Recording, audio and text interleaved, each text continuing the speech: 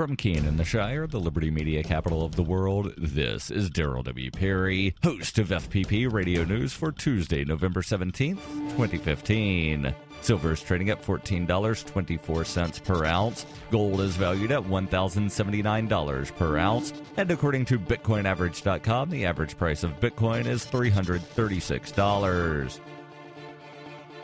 Antiwar.com reports officials have been hyping a burst of momentum in favor of a rapprochement between the U.S. and Russia and growing unanimity about the need for the diplomatic settlement that will end much of the Syrian civil war to shift the focus on fighting the Islamic State. Yet it seems to be momentum more in theory than in practice, as everyone is basically retaining their respective positions, which were at odds from the start, and all this new willingness to talk does not seem to have come with a new willingness to compromise. Officials concede that very big gaps remain, as Russia's backing for free elections comes with the assumption the existing government's leadership will be allowed to run, while the U.S. position is that the existing government, and President Assad in particular, must be removed at all cost and seem only to be open to an election so long as candidates are severely limited, ensuring they know more or less who will win. Britain has come across a bit in the middle, expressing openness to Assad remaining during a transition period before eventually being ousted, though they too don't seem to be particularly interested in conceding fully free elections, which Assad might conceivably win. Russia's concessions, by contrast, are largely independent of their long-standing calls for a deal, as they are expressing growing willingness to back Syrian rebel factions that agree to shift their focus to fighting the Islamic State. Russia is said to be talking with several rebel factions, but so far none have admitted to it, and the big ones seem to be committed to staying on America's good side, which necessarily means spurning all Russian offers of aid.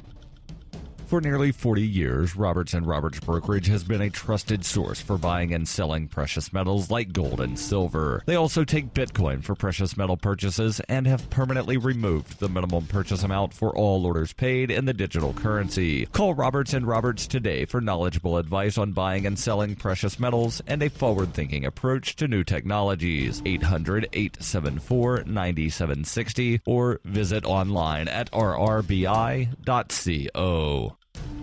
UPI reports in the aftermath of last week's terrorist attacks in France, a deadly milestone in a different crisis was reached by the United States on Sunday. U.S. citizens killed by police this year are being tallied and represented in an interactive web exhibit created by the Guardian newspaper called The Counted. The database indicated shootings in California, North Carolina, and Pennsylvania on Sunday pushed the toll over the 1,000 mark. There is no official tally of people killed or wounded by law enforcement officers in the United States, but by all accounts, the 1,000 victim mark is a significant milestone. California leads the nation in police-related deaths, according to The Guardian. They're the only state with a tally over 100, with 183 so far this year. Texas is second with 98, and Florida is third with 61. Only one state in the nation, Vermont, has yet to record a police-related death in 2015. Rhode Island, North Dakota, and Maine each have one. One particularly staggering statistic, according to The Guardian, is this: only 55 people have been killed in police-related incidents in Britain and Wales over the last 24 years. The United States passed that mark within the first 24 days of 2015.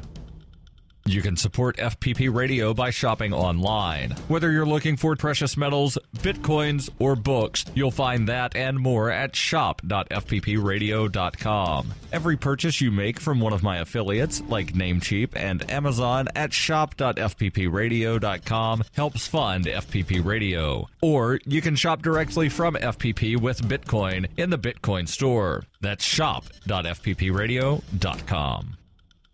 Reuters reports a Utah judge who sparked an outcry when he ordered a foster child to be taken from the home of her married lesbian foster parents removed himself from the case on Monday. 7th District Court Judge Scott Johansson disqualified himself from the case and referred it to the court's presiding judge, Mary Manley. The foster parents, Becky Pierce and April Hoagland, had cared for the 9-month-old girl since August, but Johansson last week ordered state child welfare workers to remove the baby from the couple's home because of their sexual orientation and ordered the child be placed with new foster parents within 7 days. He later amended his ruling, dropping the removal order in favor of a hearing to determine what is in the baby's best interest.